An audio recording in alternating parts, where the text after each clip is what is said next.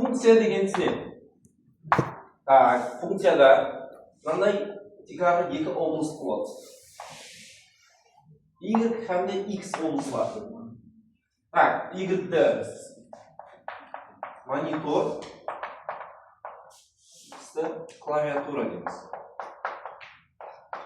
Клавиатура. Өзі функция дегеніміз не?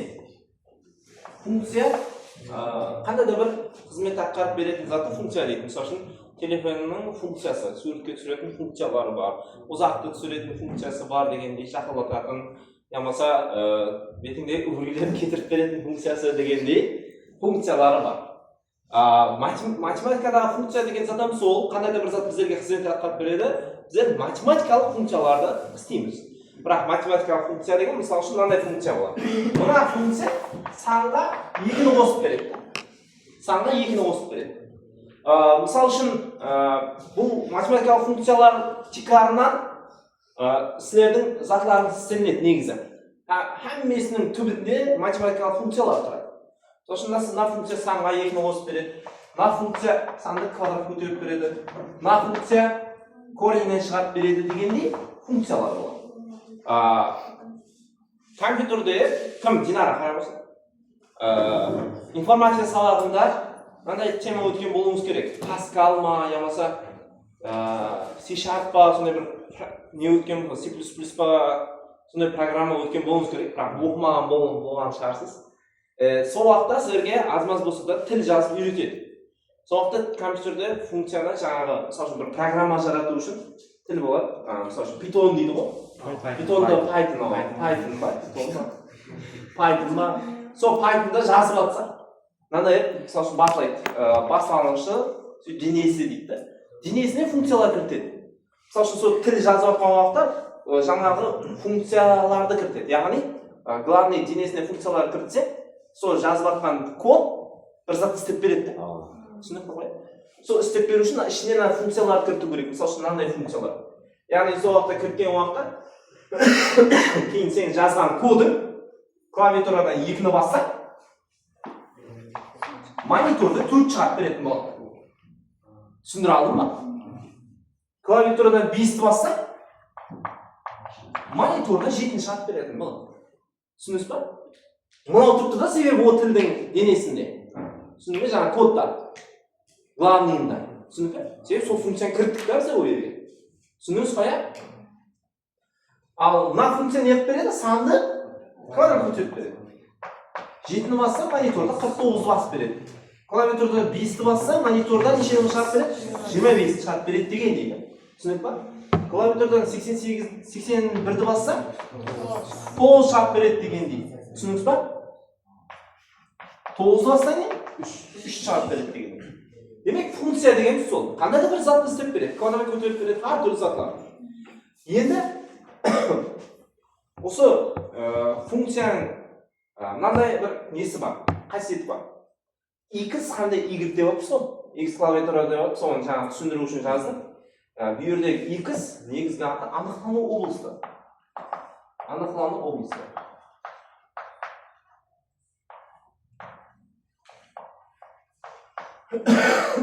Яғни, нені анықлай жағын сөйлеп тұр. 81-ді анықлай жатсаң, мысалы үшін 7-ні дегендей затларда. Ал мәнісілер көптігі. Бұл қандай мәнісі шығуы? Анықталғаннан кейін неше шығады? Неше деген мәнісі шығады деген затты бұл. Түсініңіз қоя? Мәнісілер көптігі. Мұны анықталану облысы. Енді. Біздерде бір но деген зат бар. Функцияның анықталану облысы любой сан бола алмауы мүмкін. Әмме функциядағы. Мысалы үшін, мына жердегі анықталану облысы любой сан бола алады. Себебі сен любой санға 2-ні қосып бере аласың. Мұны любой санды квадрат көтеріп бересің. Бірақ мынаның анықталану облысы шекараланғанда. Яғни сен любой саннан корен шығара алмайсың. Яғни теріс саннан шығара алмайсың ғой. Дұрыс па? Вот. Соның үшін бұның анықталану облысы басқаша болады. Мысалы үшін, мынаның анықталану облысы любой сан деген сөз минус шексіздіктен плюс шексіздікке шеген деген сөз да. А мынаның анықталану облысы не зат? Нөлден шексіздікке шеген ме? Дұрыс па? Теріс сан бола алмайды ғой. Соның үшін анықталану облысы бұл нөлден шексіздікке шеген. Функцияның анықталану облысы деген зат бар демек. Бұл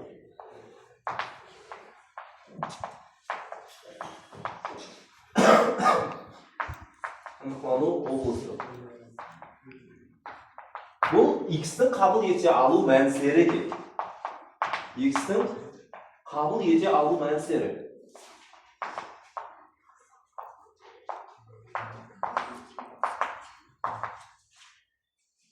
Яғни, мысалы үшін мынандай функция берген болса, біздер бұған шарт жазуымыз керек. Координатасы не болмау керек? Соның үшін f от x үлкен ямаса тең 0 деген шарт жазу керек. Ямаса бөлшек келсе, мысалы үшін үстінде бір қандай да бір сан тұрады да, астында f от x тұрса. Бөлшектің асты тең емес 0 дегендей шартлер жазу керек болады. Түсіндің ғой? Осыдан шыққан теңсіздіктің аралықтары функцияның анықталуының облысты деп айтады. Яғни, сен сол аралықтарды ғана анықлай аласың деген сөз да. Түсіндіңіз ғой? Мысалы үшін, мынандай функция бар.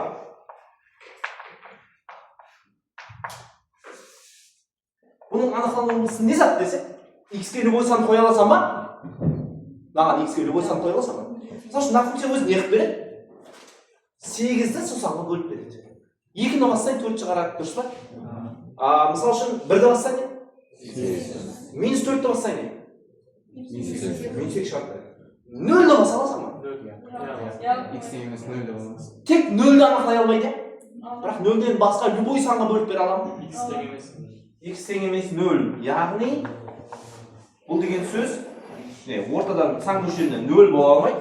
Бірақ мұнияғындағы санларын любойын анықтап береді. Демек, бұның анықталуының облысы минус шексіліктен 0-ге шеген, 0-ден шексілікке шеген деген сөз. Түсінік па? Яғни 0-ден басқа қайдеген санын анықтап бере алады деген сөз. Почти минус шексіліктен шексілікке шеген болып тұр, тек ортада 0 емес. Түсінік па? Сол. Мысалы үшін, егерде де x үлкен яки тең 0 деп істедік қой. 0-ден үлкен болу керек болды. 0-ден шексілікке шеген деген сөз да ол. Түсіндіңіз ғой? Демек, анықталуының облысы деген заттен білеміз. Мәністер көптілігінің анықталатын заттар бар. Біздер пока оны өтпей тұрамыз, себебі мәністер көптілігін квадрат функцияда деген темада түсіндірумен. Сабақты түсініп аласыз. Квадрат функцияда деген темада мәністер көптілігін не зат екенін түсініп аласыз. Негізі мәністер көптілігі оған y-тің қабыл ете алу мәністері деген сөз. Мысалы үшін, яшын кішігірім айтып кетейін. Мәністер көптілігі мына x-ке байланысты. Дұрыс па? Мәністер көптілігі қандай санды қабыл ету мүмкін деген зәргімізді ойнаңыз. Түсініңіз ғой. Мәністер көптілігі не затқа шеген болады? Максимум неше болуы мүмкін? Максимум мәнісі неше, минимум мәнісі неше сызықтыларды тауып аласыз. Оны енді өтеміз ол затты, квадрат функцияда түсіндіріп беремін. Так, кейіннен, мынандай функция түрлері бар. Функцияның мынандай түрі бар. Яқшы, бірінші мына затты айтайын. Мұны Декарт координаталар системасы деп айтады. Бұл x көшер һәмде y көшері. Мынау y көшері болады, бұл x көшері болады. Декарт координаталар системасы. Бұл жерде ноқатлар тұрады, шексіз көп ноқатлар тұрады. Мысалы үшін, әйерде 1, 2, 3, 4, 5, 6 деп жазылады, мыняға минус 1, минус 2, минус 3, минус 4 деп жазылады. 1, 2, 3, 4, 5 деп кетсе, төменге қарай минус 1, минус 2, минус 3, минус 4 деп кете береді. Бұл жерде ноқатлар тұрады. Декарт координаталар системасы негізгі пайдаланылатын жері картада. Яғни картада. Мысалы үшін, координата болады. А деген ноқатының координатасы 5 менен 2. Мысалы үшін, Айберген деген балаға, ол қай жерде екенін өзін жойтып қойды. Мынау карта. Бірақ ол өзінің координатасын қай жерде екен, координаталарын біледі. 5, 2 деген оның координатасы. 5, 2. Айберген сонда қане? Тауайық, қане? Айберген қане? Айберген 1, 2, 3, 4, 5. Неғи 2? 1, 2, 3, 4, 5. Ол 1, 2, 3, 4, 5. О, мінекен Айберген, таудым. Түсіндіңіз ба?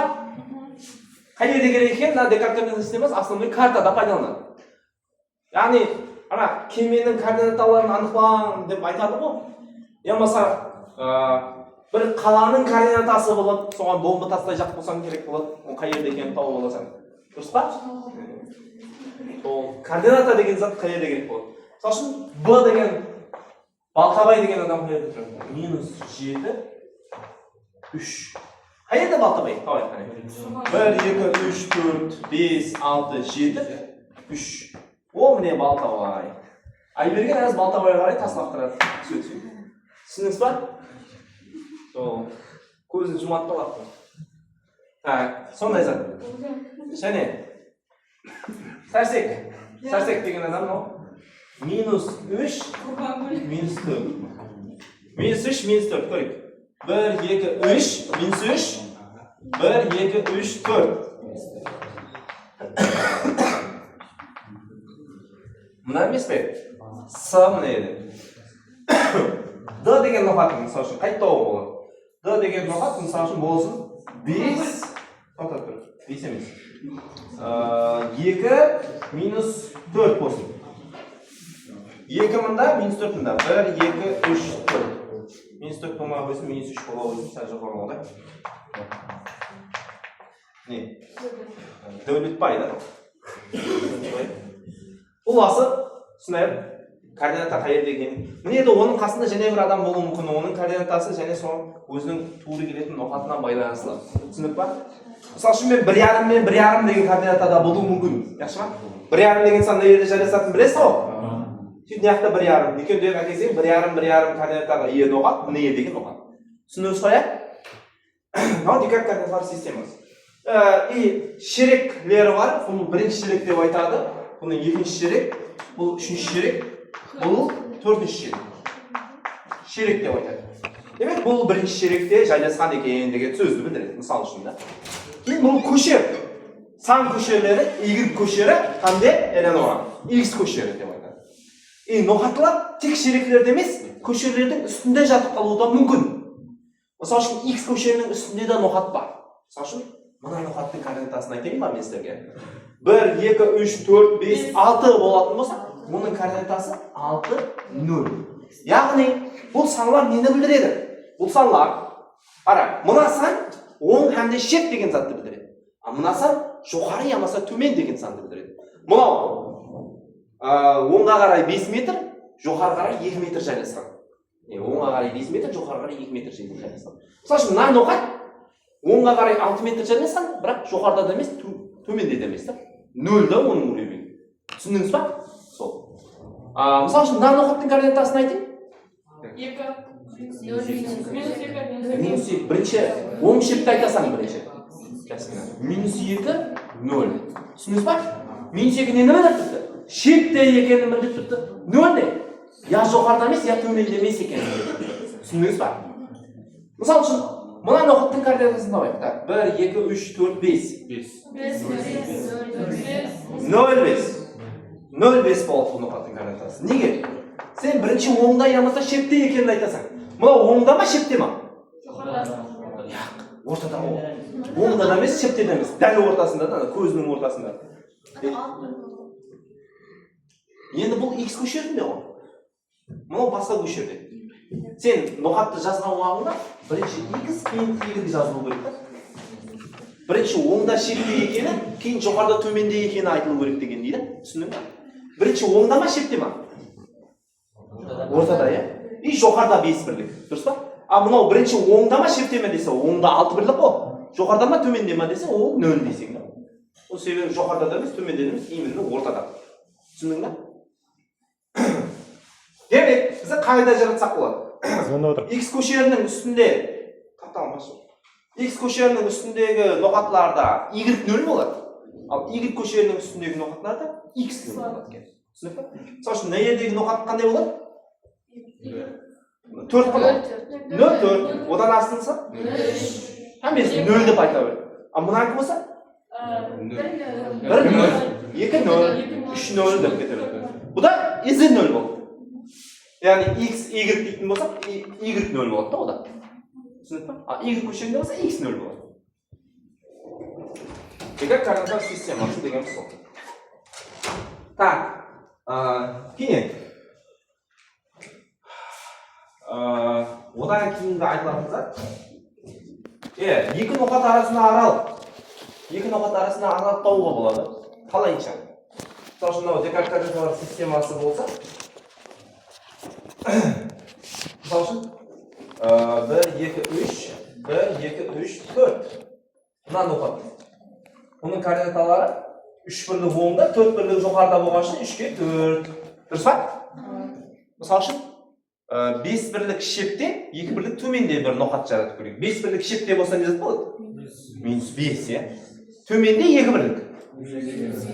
Minus 5, minus 2 деген ноғат жаратамыз. 1, 2, 3, 4, 5, 1, 2. Мына ноғат бар. Сосын A деген ноғат болса, B деген ноғат болса, оның координатасы minus 5, minus 2 болсын. Сол екі ноғат арасында аралық табу формуласы. Мына аралық табу формуласы қандай болады? Abi Пифагор деген формуланы біле ма? А квадрат плюс Б квадрат тең С квадрат деген. Пифагор, естуіңіз бар шығар. Содан кеп шығады да негізі. Мына туырмешілі үшмешілік жаратуға болады. Туырмешілі үшмешілік. Мына катеттің ұзындығы не затқа тең? Оны білу үшін, мынаның x неше? Ол мына ұзындыққа тең, мынау минус 5, мынау ұзындық, мынау неше? 3. Минус 5 пен 3-тің арасы нешеге тең? 8. Енді қара, мына катеттің ұзындығын табу үшін, мынаның y-гі мен мынаның y-гіне қарайсың. Мынаның y-гі неше? Мынаның y-гі не? Минус 2. Неше аралы? 6. Пифагор теоремасы бойынша 64-ке озалды қосасаң да? Квадраттарын қосасаң. 64-ке озалды қоссаң 100. 100-ден неше шығады? Демек, мына ұзындық не затқа тең екен? Түсініп па? Арасындағы аралық табу болса болады екен 2. Мысалы, 2 қаланың арасында аралық тауғандай болды да әзір. Түсініп па? Оны сөйтіп істесеңіз сан болады. Мынандай сызық мен туырмешілі үшмешілік сызық. Болса формуласы қандай? x2 минус x1-дің квадраты плюс y2 минус y1-дің квадраты. Яғни бұл қақтан кеп шығады? Аңсат? Себебі мынаны оғап нерім x1 отыр, нерім x2 отыр десең. Мына аралықты білу үшін сен алмайсан ба енді екеуің арасында аралықты білу үшін? Сен алмадың ба 3-тен минус 5-ті алмадың ба? 3-тен минус 5-ті алған уақытта қосылып кетіп 8 болып кеткен жоқ па? Созақ қой. Сөйтіп мынау y-тен y-ті алғаның. Яғни мынаның 4-нен мынаның минус 2-сін алмадың ба? 4-тен минус 2-ні алсаң 6 болып кеткен жоқ па енді? Түсіндіңіз ба? Соның квадраты болады. Түсіндіңіз ба? Созатты есаплағым болды. Қазір формуласы осындай екен. Демек, бұл екі ноқат арасында аралық табу формуласы. Демек, Декарт координаталар системасы қайда пайдаланады екен? Основной карталарда керек болады екен. Кейін сурет сақында керек болады енді. Сурет не зат? График сызғанда керек болады да бізде. Графикті ноқатлар арқылы сызасаң. Өзі білесіздер, ол затты анықтаймын білесіз. Яғни телевизорда сурет қалай пайда болады? Пикселдерден пайда болады, иә, ноқатлардан. Сол жерде де сол пикселдер жүреді да. Түсіндің ба? Сондай заттар болады. График сызғанда да ноқатлар арқылы пайда болады. Так. Демек, функцияға қайтайық. Декарт координаталар системасын болдық. Енді функцияға қайтайық. Функцияның анықталған облысы не зат екенін, функцияның өзі не затты білдіреді екенін түсіндік. Яғни функция қандай да бір қызметті атқарып береді. Математикада математикалық функциялар үйреніледі. Енді сол математикалық функцияны мынандай түрі бар. Шартлы функция деген түрі бар. Соны түсіндірейік. Шартлы функция.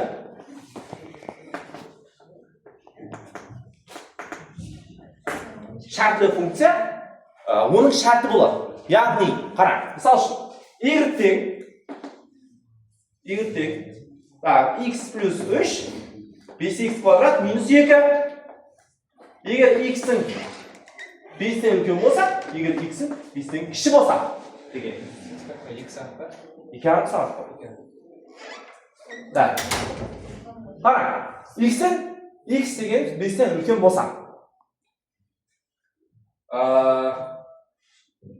Мысал үшін да, 7 десе, ол айтады.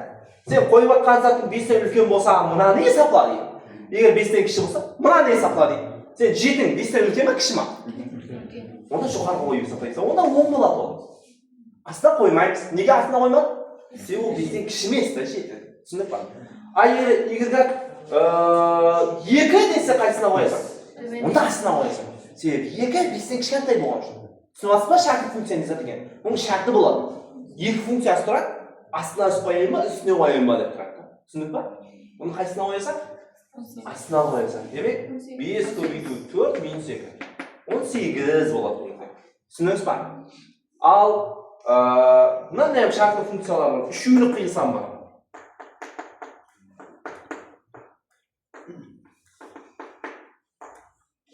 Мысалы үшін x 5-тен үлкен болса, x 5-тен кіші, 0-ден үлкен болса, x 0-ден кіші болса деген. Шартты функция.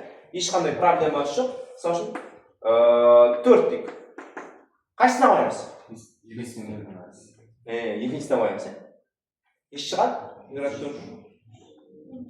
Минус 3. Түсінесіз ба? Неге ортаға қойып жатқанымды? Түсіндіңіз ба? Неге орта қойдым өзі? Неге басқасына қойып 5x квадратқа қойып болған жоқ па? Түсінесіз ба өзі? Неге? 0 мен 5-тің арасында болса, ортаға қоямыз дегендік, Ал 4 0 мен 5-тің арасында. Түсіндік па? Соның үшін. Ал 10 десе қайсына қоямыз? 1 десе 10, 5-тен үлкен. Түсіндік па, Соны шартты функция деп айтады. Ше шығады ол? 8 шығады. Түсіндік па? Кейін мынандай қояды. Тек харіп сан баспайды, харіптен басады да, яғни мынандай харфлерден басады.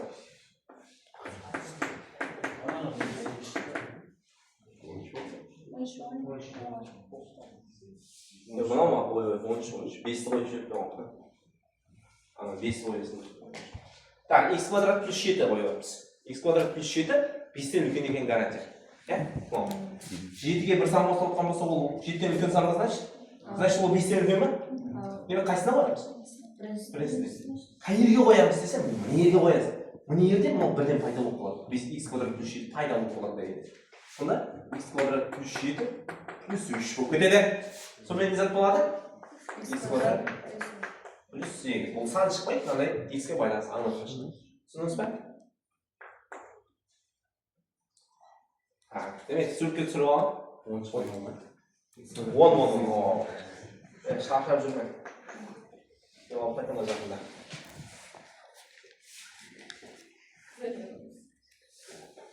Ол бес ол кез. Яғни келе берді.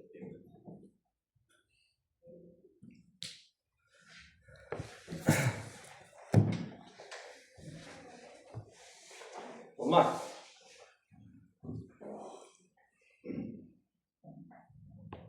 Функция и координата анықталған облысты шартты функция деген зат бар, түсіндіңіз.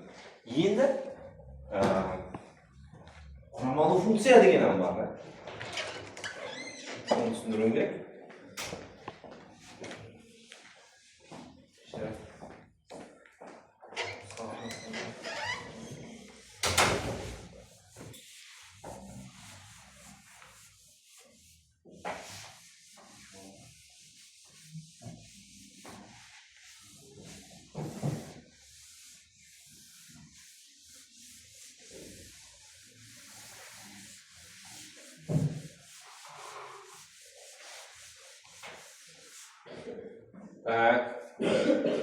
Құрамалы функция дегеніміз не?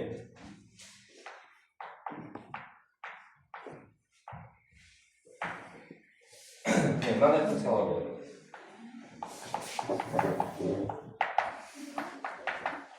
Мынау құрамалы функция. Сен егер y-ға 5 десе, 0 шығады. Қалай шығады? 5 қоймақ. Кім тауады соны? Неге 0 шықты? Егер 5 десе қалай 0 шығады бұл? Жақсылап ойлансаңыз көрініп тұрды, неге 0 болған? X-тің орнына не қойдым? 5-ті қойдым. 5-те қойсаң 5-тен 2 алса 3 шығады бұл. Ана минус 3 минус өте ма? Ана 3 минус өте ма? Сәл дұрыс өтеді, бірақ оны емес. Сен айтқанын сәл айтқан дұрыс қалды. Не түсіндірейін. Егер 5 қаусырманың іші 5 болу керек та. Мынау 5 болу үшін x неше болу керек? Сол ойлықтан ерген. Түсіндіңіз ба? Құрамалы функцияны. Сол да. Сол үшін егер 7 десе, сен x орнына 7-ні қоймайсың, нешені қоясың? 4-ті қоясың. Түсіндіңіз ба? Сонымен 4-тен 2-ні алсаң 2 болады да. Түсіндіңіз ба? Егер 0 десе, сен x орнына не қоймайсың, не қоясың? Минус 3-ті қоясың. Минус 3, минус 2, минус 5 деген болады. Түсіндіңіз ба? Құрамалы функция. Болмаса дым тауы қиналып жатсаңыз, мынандай болады. Мысал үшін Егер неше тауып берейін айтыңыздар. Любой сан айтыңызшы. Iltimos. 10. Яғни мына x плюс 3 тұр ба? Неде 10 тұрды? Екеуі тең болу керек дейсің. Тең 10 дейсің да? X табасың. Неше? 7. Демек мынау 10 шығу үшін x-ке 7 қойылу керек екен дейсің. Қарасаң білінеді негізі. Дұрыс па? Демек x-ке неше қоясың? 17. Неге 7-ні қоясың? 7 минус 2. Неше болады? 5. Түсіндіңіз ба? Құрамалы функция. Енді сол құрамалы функцияны апой функцияға айландыру жолын үйретемін. Құрамалы функцияны қалай апой функцияға айландырасың? Яшыл, мынаның сәл қиынлау вариантын көрсетейін да сіздерге. Қиынлау вариантын көрсетейін.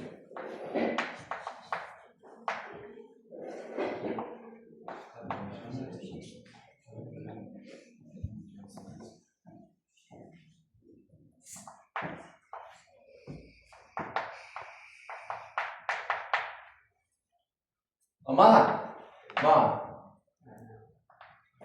Тауып бере қой. Яттан қоя қой. 8. Ой, қалай сен демді? 8, 5 көйті 8-ің 40-40-тан 12 алсаң, қателестің. Ол жаңағы пайдалап үйреткенім жақсы да сөйде. Жаңағы үйреткенім. Бірден яндан тауылмай қаласты бұны. Соның үшін мынаны үйреттім жаңағы. Қалай жеті пайда болғанын үйреттім ғой, тап сондай қылып істейсіз. Қайта еткенбіз сонда? Айтыңыз. Бірден қоя алмасаң, жасмина. Былай істейсің. Мына санды, мына қосылмағышын, мына 4-ке теңейсің. Не қара 4-ке теңейсің. Сөйтіп x тауысың да ғой. 5x тең 16-ға 12 қосылады. Неше? 28. X 28-ді 5-ке қосың ше? 5,6 деген санды қойып кетті. Түсіндің ба? 5,6 қойып көрің, 5-ке 5,6 қойдың. 28 ба? 28-ден 12-ні ал?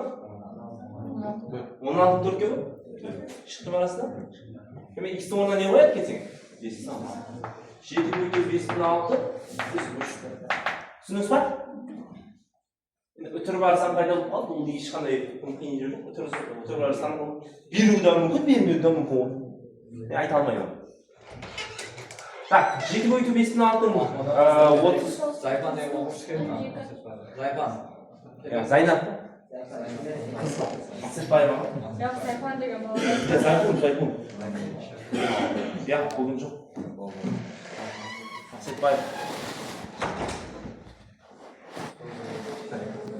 Мынау көбейтсең 39,2, 3-ті қоссаң 42,2 ма?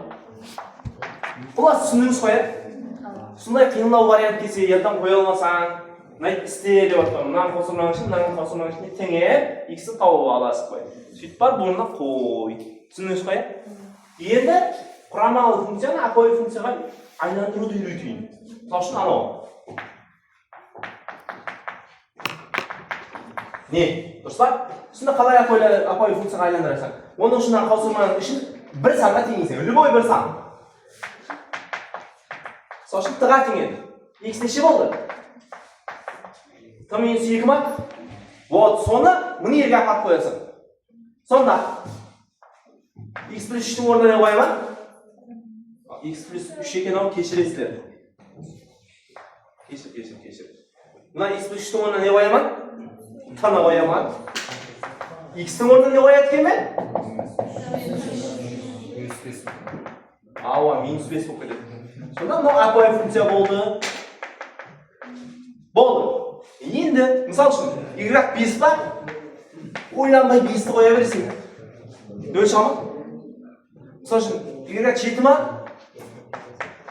Ойланбай 7-ні қоя бересің. 7-тен 5 алсаң неше? Мияқта да 2 шығып кетеді. Көрдіңіз ба? Екеуі бір функция ғой себебі. Апой функцияны айландырып алсақ аңсатылау болады екен. Себебі прям өзі 7 ма? 7-ні қоясың да былай. Түсініп па? Мысал үшін одан кейін неше қоямыз? 0-ді қоямыз. 0-ді қояйық. 0-ден 5 алсаң неше? Түсіндіңіз ба? Мынаяқта да минус 5 шығып еді. Түсіндіңіз ба?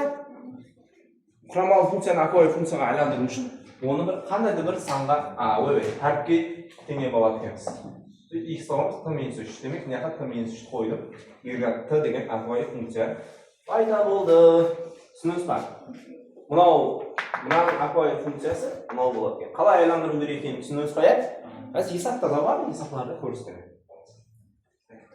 Енді автобустан жаңа материалымызға қарайсыз, материалға есеп көрсетемін.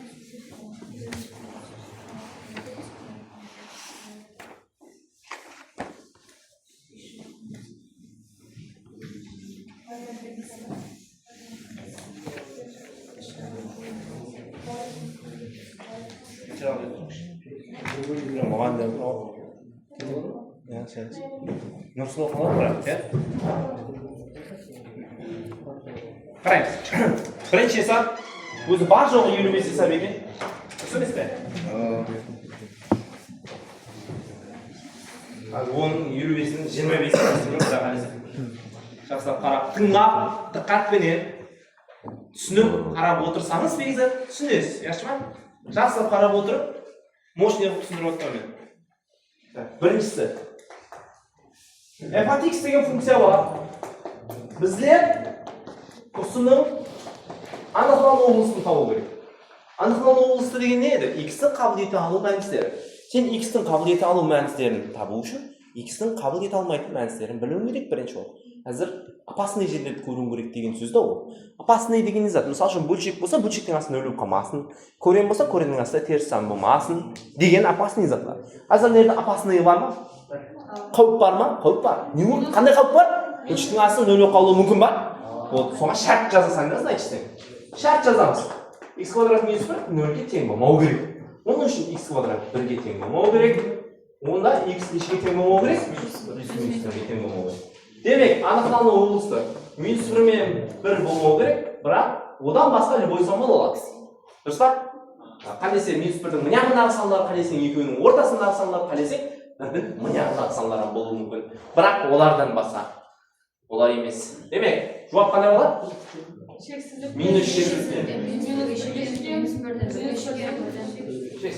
Бар ма сондай жоқ? Екінші сабым сондай. Қауіп бар ма екінші сатта? Қандай қауіп бар? Бөлшектің астында өліп қалуы мүмкін, соның үшін x квадрат минус 4-ті не боласа? X квадрат тең емес 4, x тең емес плюс минус 2. Да, жауап келеді ол. Түсінесіз ба? Үшінші сатта қауіп бар ма? Қандай қауіп бар? Көрем ма? Көрем ғой. Көрем ғой, қараңыз. Көрен асты теріс сан болса да болады. Ода емес ка? Не болмасын, ислам? X минус 2 тең емес 0. Түсініп па? 0-ден үлкен деу шарт емес оны. Түсініп қоя? 2-ден шексіздікке шеген ғой. X минус 2 тең, оны 2-ден шексіздікке шеген дейді, оны қалай жауы?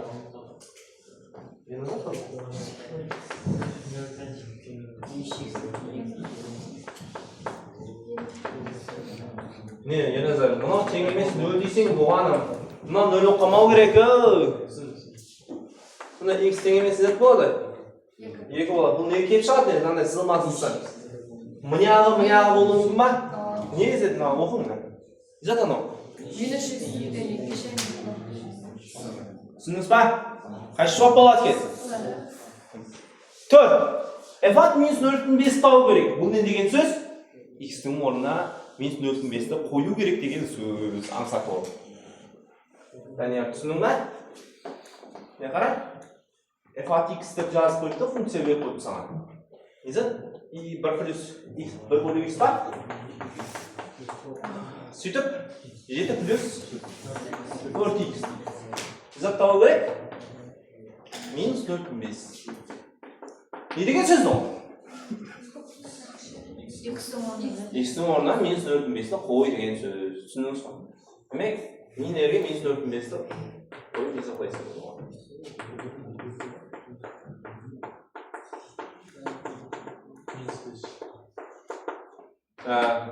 Минус 2 болады, минус 1 болады. Түсініп атырсыз қоя, минус 2 болатынына. 1-ді 0,5-ке бөлсең 2 болатынын әмен білем айтуы? Сөйтіп, минус 2, 1 минус 2 болып кете ма? 1-ден 2 асаң неше? Сол болды мынау. Түсініп атырсыз ба? 4 көбейту 0,5. Minus 2. 7'den 2 alınıp ketedi onda. 5. 5. Көбейтсек? Түсініңіз қоя? 5. Аха. Не деген сөз оның? X орнына бізді қосамыз. 6-тан бастап құрам 6-шы басталған екен, иә? О, аңсат ол. X-ің орнына 1-ді қоймайсың өйді, дұрыс па? Теңеп жіберсең, дұрыс айтатын еді. Сен айтыпсың ба? F-ат 1-ді сұрап атса, не зат сұрап аттың болады? Сен бірінші не қыласың? Қалесең апой функцияға айландыр. Қалесең? Мұнаның үшін, мына 1-ге теңеп ал. 1-ге теңеп аласың. X-тен неше? 4 бөлу 3. Демек, X-тің орнына не қоятын? Соқта шығады. Не қоят кетсең? 4 бөлу 3-ті қоят кетсең. Демек, F-ат 1 тең. Мұны ерге 4 бөлу 3-ті қоясың. 16 бөлінген 9 минус 4 бөлінген 3. Бұна бөлім 9-дан берсең, мынаған 3-тен, мынаған 9-дан келе ма? 16-дан 12-ні ал. 4, е? 4-тен 9-ласаң? Бар ма сондай? Минус 5 бөлі 9 деген?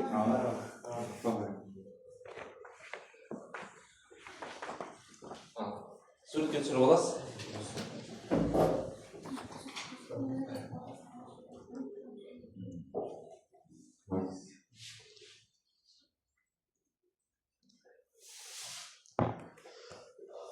Алтыға келді, 7. 7-де сондай емес пе? 6-ға ұқсайды ғой. 8-де көріп берейін.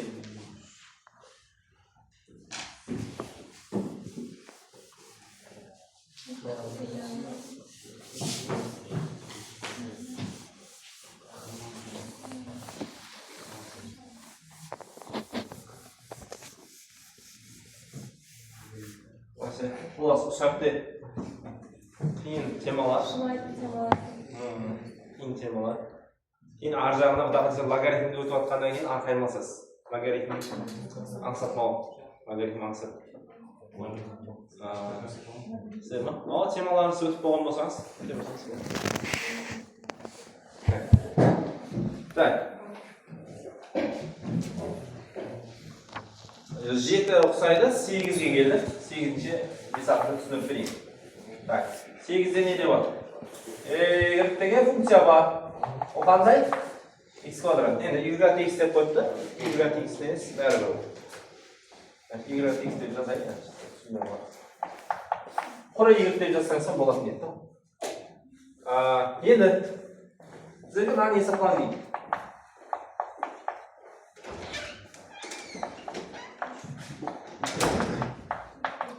Так, біздерде y-x бар. Не затқа тең ол? X квадрат. X квадратқа тең еді әлі. Сонда ерге x квадратты қоясың да ерге. Сонда қандай болады? 0,5 x квадрат. Мынау жоқ та. y-x, y-1 бөлу x қой. X-тің орнына не тұрды? Мына жерде x-тің орнына не тұрды? 1 бөлу. Демек, бұл не деген сөз? X-тің орнына 1 бөлу x-ті қой деген сөз. Сонда y-1 бөлу x-тің затқа тең. Мына жерге 1 бөлу x-ті қоясың да? Мынаған тең. Түсіндіңіз ба? Сонымен ол 1-дің квадраты 1 болса, асты 1 бөлу x квадрат бола ма? Түсіндіңіз ба? Демек, мына жерге зат қояды екенсің? 1 бөлу x. Аңсап қой? y-ның x квадрат болса, y-1 бөлу x, онда 1 бөлу x квадратта. Түсіндіңіз ба? Енді осылай апайлатып ешкі болады. Андай өп кете ма? 0,5 деген бөлу 2 деген ғой жұлдыз. Дұрыс па? X квадрат бөлу. Минус 2 бөлу x квадрат деген. Мұна бөлінме десем ме 2x квадраттан? Аған x квадраттан келе ма? Аған 2 келе. Сонымен не зат болады? Түсіндіңіз ба? X квадрат минус 4 бөлу 2x квадрат деген жоқ болды. Бар ма сондай жоқ? 9-да Ауызша үйретейін. Біріншісі жат екіні табуың керек та. F-аттың ішінде жат екі тұрыпты ғой, топ берілгеніне қарап толық. Бірінші жат екіні табуың керек. Жат екі 1/4-ке тең. Кім түсінбеді жат екі 1/4-ке тең екенін қарасың. Жат x-ті беріп қойды. 1/x квадрат деп қойды. Дұрыс па? Берілгенде. 9-шы сап қой. Жат x тең 1/x квадрат деп қойды па? Жат деген g ғой анау. Жат x тең 1/x квадрат деп қойды па? Енді жат 2 десе x орнына 2-ні қоясың. Сонда 1/4 болмай ма? Сен жат 2-ң 1/4 болса, демек сен f-ат 1/4-ке есептауың керек та. Жат 2-ның орнына 1/4-ті қоясың. f-ат 1/4 деген не зат? f-ат x-ге 1/4-ті апарып қоясың деген сөз. Ойбай, қайран апарып қарақын.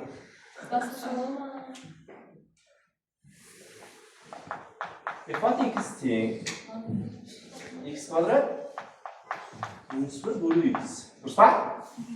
Жат x тең 1/x квадрат. Сіздер мынаны табуыңыз керек па?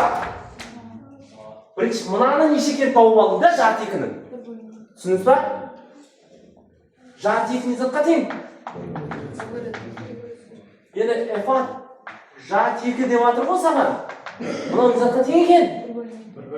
Қоясам ба сол 1/4 орнына? Сонда не кеп шығады? f-ат 1/4 кеп шыға ма? Мынаның орнына 1/4 қойсақ, не деген сөз мынау? f-ат 1/4 деген сөз. Бұл не деген сөз? f-ат 1/4 десе не қыласың сен? Қаяққа, мынеға қоясың, е? Оның ешқандай хайран болатын жері жоқ қой. Түсініңіз ба енді?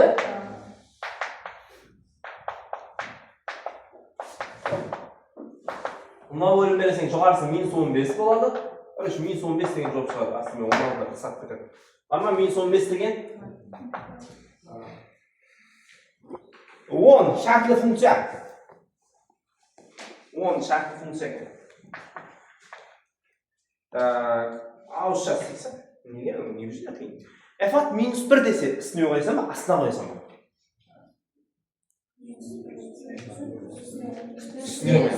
Себебі -1 ислам қараса кітабына. Кітабың жоқ па? -2-ден үлкен болған үшін. Үстіне қойып есаплаң енді. 0 ғой.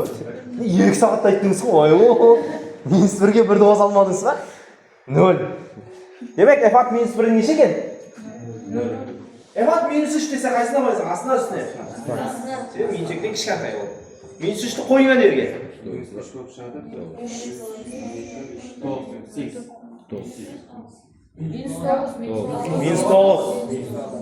Алып білмейсіздер. -3-ті қойсаң әнерге модульден 3 болып кетеді. 4 көбейту үшін неше? 3-тен 9-ды ал. Ой. Менің А+лерім ау. Так. Сонменен анау -9 шықты, анау не шығып еді, ұмытып қалдым ау? 0 алу -9 деген сөз да ол. Плюс болып кетпей ма? Қандай болып кетсе 9 деген жоп шығады. Түсіндіңіз ба? Ядан істедім ғой, өкпелеп қалмадыңыз ба? Простой затыларда енді оны жаза бермей қойын деп отырмын. Так, 11-ді жазайын яқшы. f-ат x деген функцияны беріп қойды біздерге. Не затқа тең ол? 2x плюс 1 бөлінген 3x минус 1. Так, енді біздер f-ат 1/x пенен f-ат x бөлі 9 тауымыз керек. f-ат 1/x деген не сөз? x-тің орнына нені? X-тен 1/x-ті қоясың неге? Түсініп па? Ол молодец, дұрыс. 2 1/x плюс 1.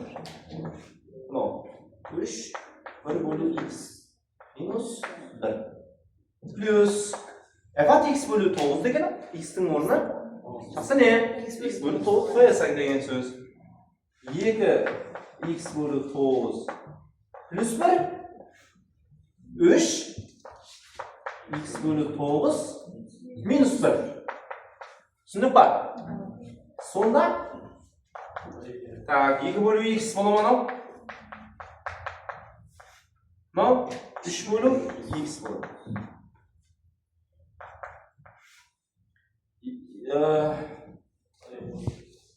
Анау 2x бөлу 9 бола ма? Анау x бөлу 3 дей қояйыншы ше. 3x бөлу 9 дейм ба? 3x бөлу 9 дей берейін, әзір 9 мен қысқарады да оны. Жаза берейін. Қысқармайды. 3 пенен қысқартпай тұра берейін да. Әзір ұлма бөлім беремен ғой? Адан x-тен ұлма бөлім беремен, я? Сол уақытта мынандай жағдай болады да. Мынандай болады, я жоғарысы? Асты не? Мынандай болады, я? Сол уақытта x пен x қысқарып кетеді. Мынау мен намаз қысқарды. Так, міне елде 9 ұлма бөлім берем бе? 9 мен 9 қысқарады да, сонда.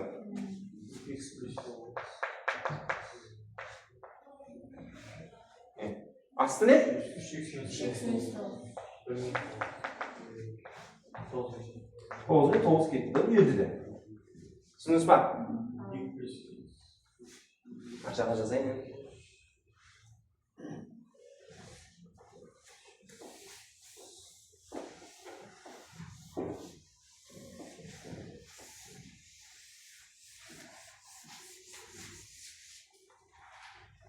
Төмен, не болды? 2 плюс x. Асты. 3x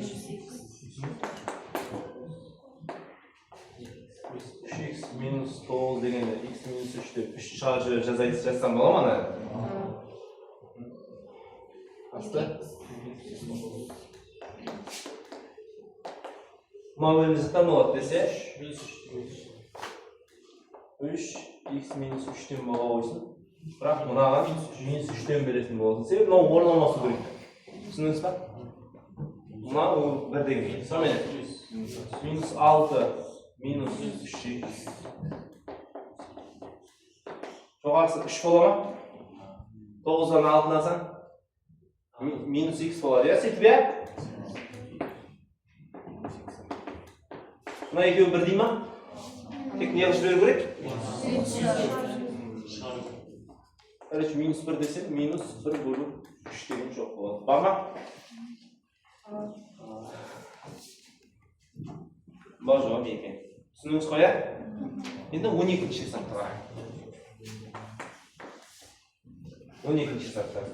О, y оқыға кесіш нүктасын тапайын дейді, сол функция.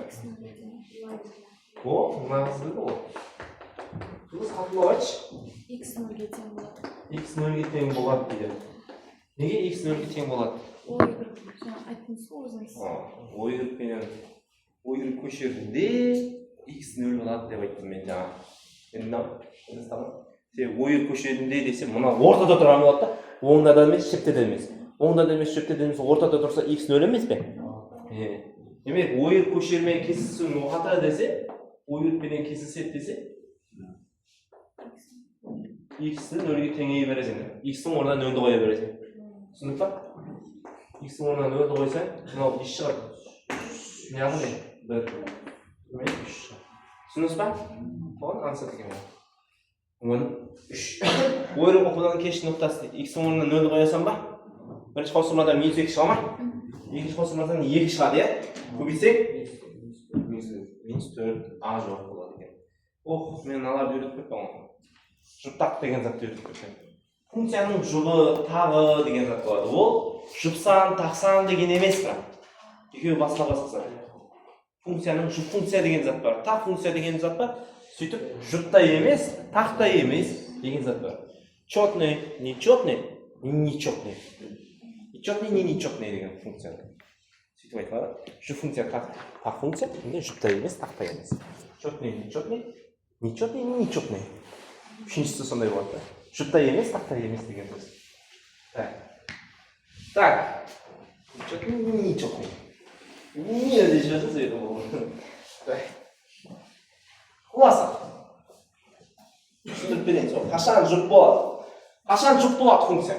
Егер қандай да бір y тең f(x) деген функция болсын. Ойбай, f(x) деген не деген зат Korkut bayda qo'yasizlar-da. Bilesizlar qo'ygan f(x) deganini. Shunday funksiya berilgan bo'lsin. f(x) degan funksiya berilgan bo'lsin. So'g'an f(tak) a ni qo'ygan vaqtda qandaydir bir b chiqsa, so minus a ni qo'ygan vaqtda және so b chiqsa, bu funksiya shu funksiya deb aytiladi. Shu funksiya deb aytiladi. Misol y teng x kvadrat degan funksiya. Bu shu funksiya. Sebebi bu funksiyaga 5 ni qo'ygan vaqtda 25 chiqadi. Minus 5 ni qo'ygan vaqtda qaytadan 25 chiqadi. Durustmi? Және so'san chiqadi. Ya'ni a ni qo'ygan vaqtda b chiqsa, so'sanning minus qiyilsin qo'ygan vaqtda және so'san chiqsa, bu shu funksiya deb aytiladi. Tushunibmi? Mana qaytaryapman. Demek bu funksiya shu funksiya deb aytiladi. Shu funksiya desa, negizgi ko'pincha darajalari juft bo'lsa shu funksiya bo'ladi. Kvadrat moduli bo'lsa da sonday. Masalan, mana shu funksiyada Mesela bugan 5 ni qo'ysa, 5 chiqib, minus 5 ni qo'ysa, 15 chiqadi. Qaytadan so'san aylanib keladi. Mana shu funksiya masalan. Desang shu funksiya bo'ladi masalan uchun. Masalan, bu funksiyaga именно 5 ni qo'yush shart emas. Qalasang, sal o'zingga qo'laylik qilib, 1 ni hamda minus 1 ni qo'ysang ham bo'ladi. 1 ni qo'ysang nech chiqadi deydi? Minus 1 ni qo'ysang, demak bu funksiya qanday funksiya ekan? Shu ekan. Qaytadan so'zab keldimi? Qara, 1 ni hamda minus 1 ni. 2 ni qo'ydingmi? Minus 2 ni qo'y. Tushundingmi? 3 ni qo'ydingmi? Minus 3 ni qo'y. Tushundingizmi qo'ya? Biroq qaytadan so'zab aylanib keluv shart. Yana nima bo'lmaydi.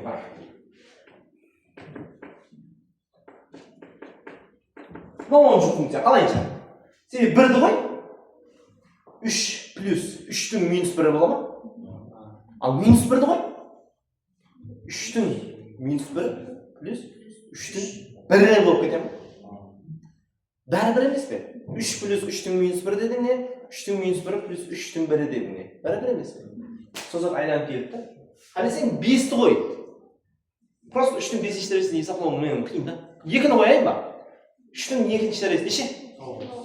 9 plus 3 ning minus 2 derecesi 1/9 mi? 9 plus 1/9 mi? Endi 2 ni qo'ydim-ya jana. Endi nechani qo'yaman? Minus 2 ni qo'yaman. Minus 2 ni qo'ysam 3 ning minus 2 derecesi 1/9. 1/9 plus 3 ning minus 2. Ne bo'lib ketadi o'yi? Plus bo'lib ketadimi? Demak 3 ning kvadrati bo'lib qoladi. 3 ning kvadrati 9. Oda 1/9 plus 9 bo'ladi. Pastda 9 plus 1/9 bo'ladi, endi 1/9 plus 9 bo'ldi. Qaytib o'rniga kelmaydimi? Demak bu qanday funksiya ekan? Shu funksiya ekan. Tushundingizmi? Demak, sizlarda shu funksiya deb aytadi ekan. Demak, taq funksiya deganimiz ne endi? Bizda qandaydir egitdan f(x) degan funksiya berilgan bo'lsa, a ni qo'ygan vaqtda bir sanchi minus a ni qo'ygan vaqtda so'sanning minus qiyilsa chiqsa, bu taq funksiya deb aytiladi ekan.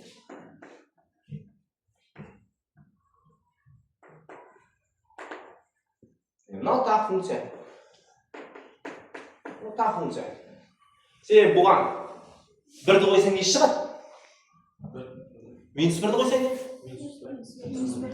Misol uchun 5 ni qo'ysang nech chiqadi? Minus 5 ni qo'ysang? So'zatning minus qilish chiqadigan bo'lsa, bu taq funksiya deb aytadi. Tushundingmi? Taq funksiyaga yana bir misol. Misol uchun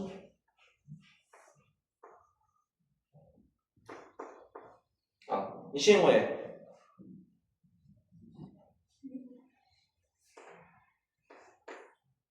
Nechani qo'yay? Ayt. 2 ni qo'yay. 2 ni qo'ysam 3 ni 2 bo'l. 1/2 va 2 ni qo'ysiz. Endi minus 2 ni qo'yamiz, ya. 3 ni minus 2 bo'l. Minus 1/2 minus 2. Жаңа 3,5 chiqdi, endi minus 3,5 chiqdi. Demak, qanday funksiya? Tushundingmi? Bu hamda minus qilish chiqdi. Demak, жұп функция болу үшін аны қойған уақытта b шығып минус аны қойған уақытта және b шықса егер жұп, ал аны қойған уақытта b шығып минус аны қойған уақытта минус b шықса онда ол тақ. Ал жете дегеніміз бар, жұп та емес, тақ та емес.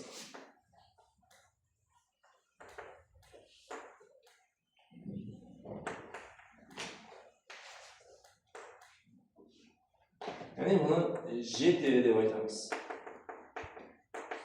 Сатыр, ешма? Жете. Жұпта емес. Бұлар қандай болады? Аны қойғанда b шығып, минус аны қойғанда ұлы мовасына да шығып кетсе болады. Түсіндік па? Ұлы мовасына да шығып кетсе, бұл жете болып болады. Мысал үшін, оған жаңа функция мысал болады. Мысал үшін, екіні қояйық. Минус екіні қояйық. Минус 8-ге үшті болсын? Минус 5. Ана 11 болды, ол минус 5 болды. 11 ямысы қайта 11 шықса кен, ол жұп дейтін. 11 әмде минус 11 шықса кен, оны тақ дейтін. 11 менен басқа бір минус 5 шығып кетсе, не қоямыз? Ол жете болды. Түсініңіз ба? Егер минус 11 шыққанда не дейтін бізде? Қайттан? Тақ дейтін. Түсініңіз ба? Алайық? Қиын зат емес. Өзі 3 зат. Қайттан өзі кетсе жұп, сол заттың өзі келіп, бірақ минус қиылысы болып қалса, тақ, ұлымауаса зат шығып кетсе, жете. Бұл қышын. Сан қоясыз болмай. Қалеген санды қой. Мысал үшін 2-ні қойдың ба, бірақ минус қиылысын обязательно. Бірісіне 2-ні қойып, кейінгісіне 12-ні қойып жүрмек тағы. 2-ні қойдың ба, минус 2-ні қойың шәк. Түсініңіз ба? Нақты суретке түсіріп беріңіз. Мен түсіресің.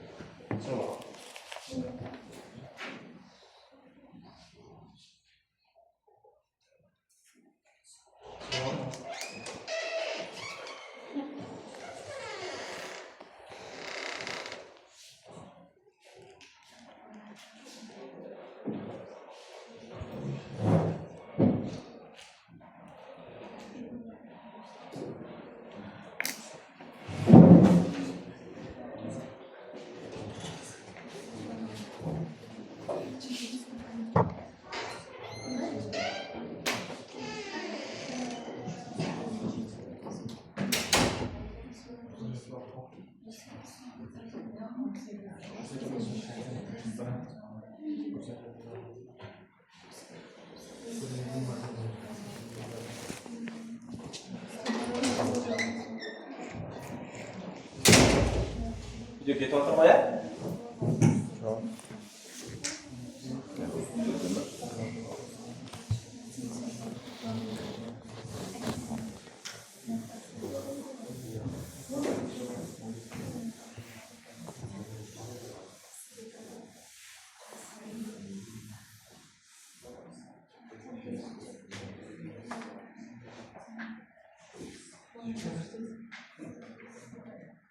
Mına yerde 14. sınıftan basar, sonra şu funksiya, tak funksiya деген sınıfta kelgan ekan. 14. sınıfta qarang. Endi bu negizida do'stga yozim shart emas, aushcha o'rgatib qo'ying. Misol uchun birinchisini qaraymiz, yaxshilab qarang, hamma. Ava, misol uchun quyidagi funksiyalar qaysi biri juft deydi. Bu yerda a degan javob. Qanday deyim ba? Jo'qarisi taqda. Jo'qarisi taq. 5x kub ne? Taq. Asti bo'lsa, asti qanday funksiya deb o'ylaysiz? Qate. Jete. Jete. Asti jete. Sen astidan misol uchun 1 ni qo'ying, necha chiqadi? Minus 2 ning kvadrat necha? Al minus 1 ni qo'ying. Kvadrat necha? Birinchisini 4 chiqsa, keyingisidan 16 chiqadi. Ulug'ma masala chiqib ketdimi? Demak, asti jete. Jo'qarisi taq, asti jete bo'lib qoldi. Funksiya jete bo'lib ketadi общий. Tushundingizmi qo'ya? Taq bilan jete ketsa, jete o'taveradi. Bu jete eng kuchlisi. Yaxshimi? Bu javob. Bu javobda qarang. O'zi qanday bo'ladi? X tag'i x minus 2 ni?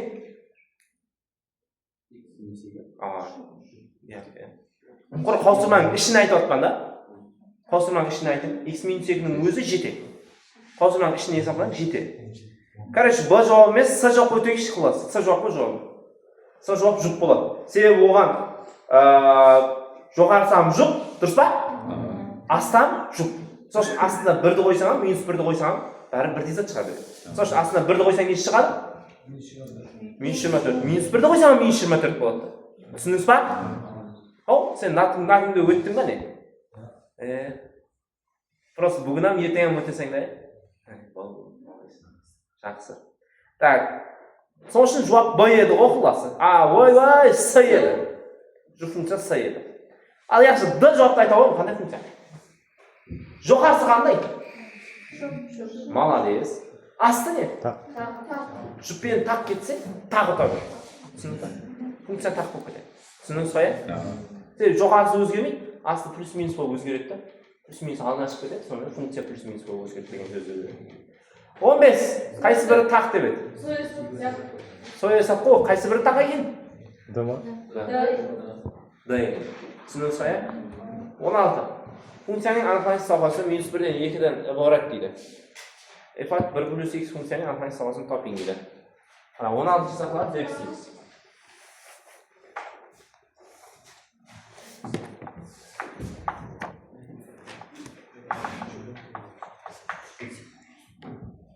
Мынаның анықталған облысы минус 1 мен 2-нің арасы болса, мынаның анықталған облысы қандай деп айтып жатыр да?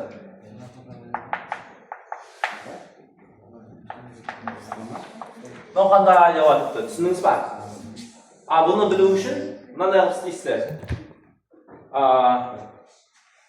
1 плюс x-ті минус 1-ге теңейсіз, мына шекарасындағы x-тен несі шығады? Солай ма? Ойланым мұнда деп отыра жағады, отырып не шығады екен ай деп. Сразу айтыңса, 1 плюс x-ті мына шекарасындағы 2-ге теңейсіз, x-тен несі шығады? Сонымен минус 2 менен 1-дің арасы деген жоқ болады. Мынаның анықталған облыста. Түсіндік па? Яғни екеуінің шекараларындағы санларға теңеп x-тер табылады. Бұл мынаның шекарасы болады, анықталған облысындағы шекаралар. Түсіндіңіз ба? Аңсақ қой, екіншісін істейік, тап сондай 17-ші сұрауды. Дұрыс па? 3 плюс x-тен зытқа теңейсіз, бірінші. Неше шығады x? 3 плюс x-ті 2-ге теңең енді. Минус 4 пенен? Онда жауап жоқ қой. Қате құласы. С жауап қой, минус қақ қойған шығар. Түсіндіңіз ба? 18. А деген ноғат қайсы шеректе жайласқан? Оны тауып аласыз ба? 20. А қандай бұл ноғатлар арасындағы аралық бағана формула емес пе? Сызып Пифагор қылып істесең сан болады. 22. Функцияның анықталған облысы. Сол домашний болып кеткен уже мына жағдай.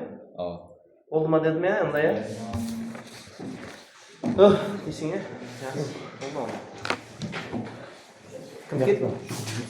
Ана қысты беру. Қайтасыз ба не?